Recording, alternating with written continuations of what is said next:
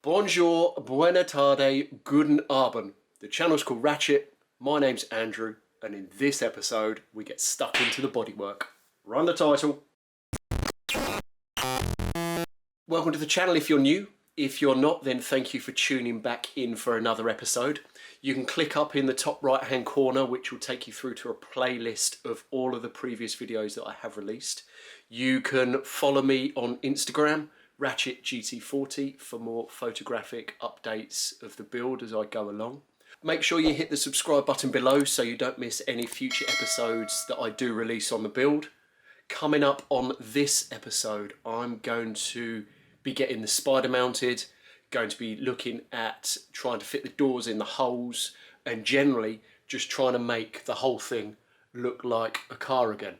Oh, ignoring the fact it's got no back end, but I'll let you know what's going on there.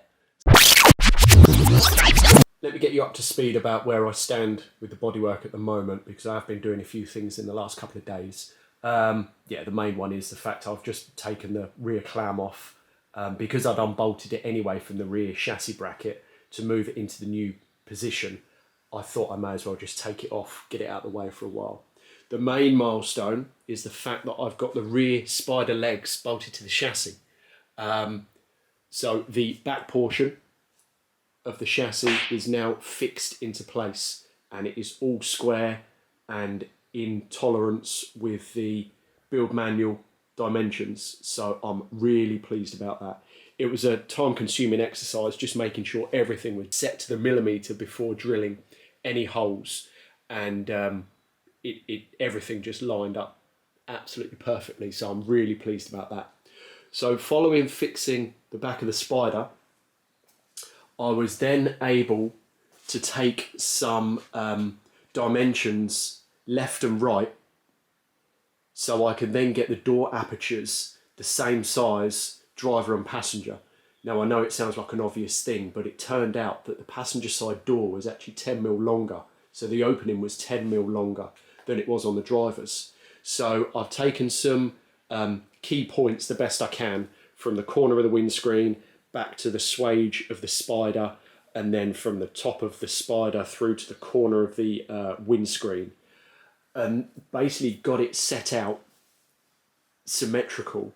So that's then allowed me to clamp the front of the spider in place, and finally then move through to getting the doors sat in the holes. Now, like I say, the passenger door was 10mm longer than the driver's, so that's taken some trimming along the closing edge. I've got the driver's side roughed in. You know, like I say, it's very, very rough at the moment, but it's getting there. Moving around to the passenger, you can see that is, well, it's not in position, but that started to get roughed into place and starting to look pretty decent. So I think what I can finally now get on with is cutting around this front apron like I've wanted to do right from the start. So I think I'll crack on with that. So I used a compass to scribe the line around the front apron for where I'm going to cut. I settled on 30mm. The only reasons being 15mm offset for the centre line of the bolts, and it gives me what I feel is a reasonable amount of material to clamp down to the panelling beneath. So now I'll have one more stand back and think before I do cut anything, but if I think that it still sits right with me, I'll get the angle grinder and start chopping.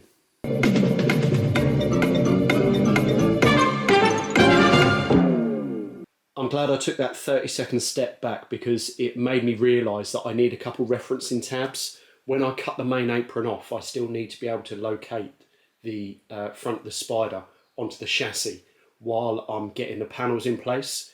So I've just allowed for a couple of tabs to be kept. So once I cut the bulk off, I can then still seat it back where it needs to be. So it's always worth giving things a double check before jumping in.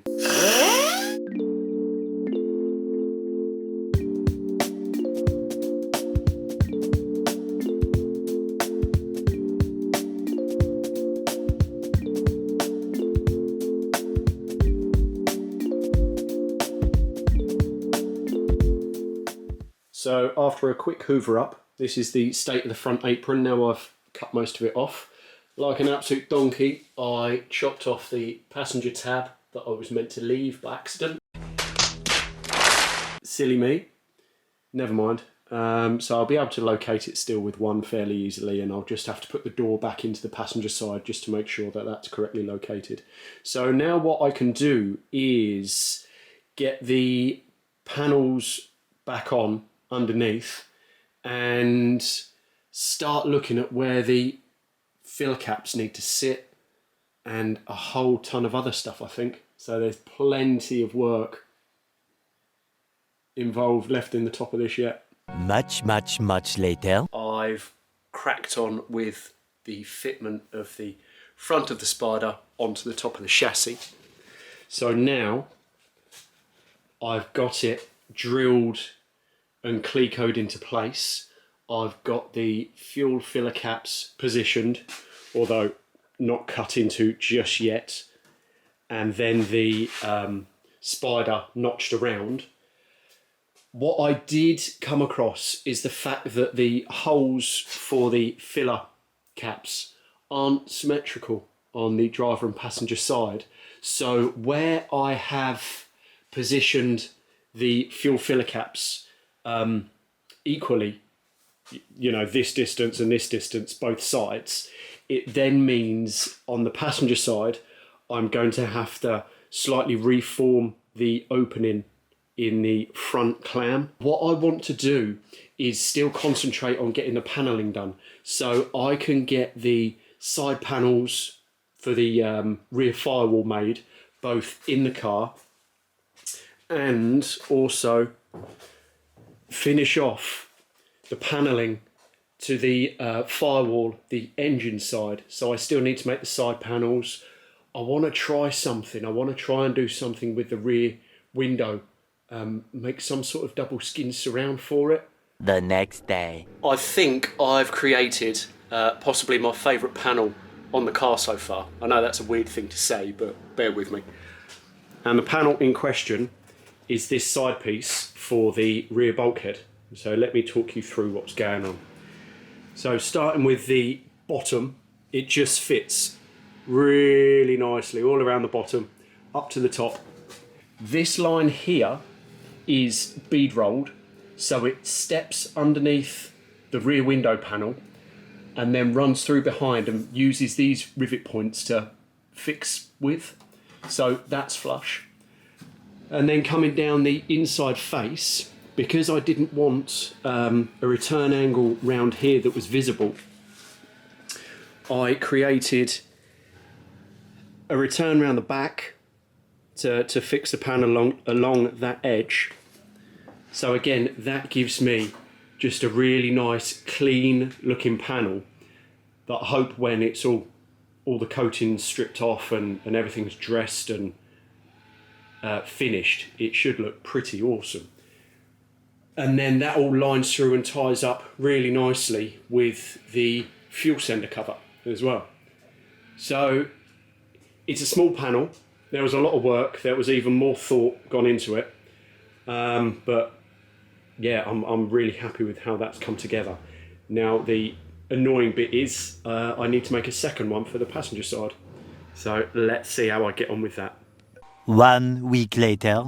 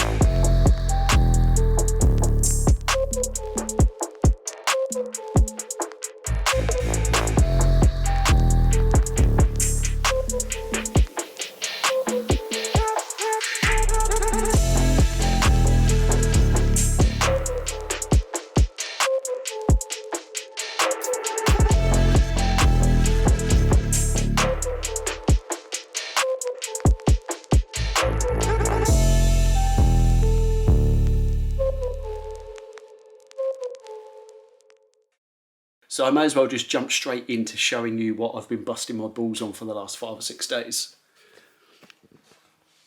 So starting off on the inside, the passenger side panel is done and dusted. It fits just as nice as the driver's side, which I'm really pleased about. I managed to give this one just as much focus and attention as I did making the first one when I was trying to suss out all of the problems and details. The very eagle-eyed amongst you will notice that the window frame interior side is now gone, and that is because the window is now actually mounted to a bulkhead that I've made engine side. Now normally, please correct me if I'm wrong, but there isn't generally a panel that crosses the engine bay side, but it's a detail that I wanted to try and add in. So it will mean the engine bay is then completely panelled out. There's still a few little creases that I need to iron out. There's a few holes that I can't get to because they're too tight against the engine, and also the distributor cap. The closest HT lead touches the panel, so I need to see if there's a low profile distributor cap or look at a different sort of HT lead head to free up a little bit of space in that area. And yeah, trying to get those holes drilled. I might have to jiggle around the engine a little bit to try and free up some space to get a drill in there. So we're not out of the woods yet trying to panel this with an engine in, but I will get there, trust me. Just walking through a few details. So we've got a panel down in the bottom corner that returns around to the right.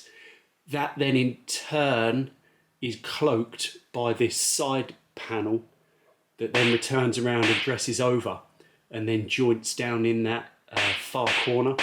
So again, it's just trying to do away with as many meeting junctions as possible.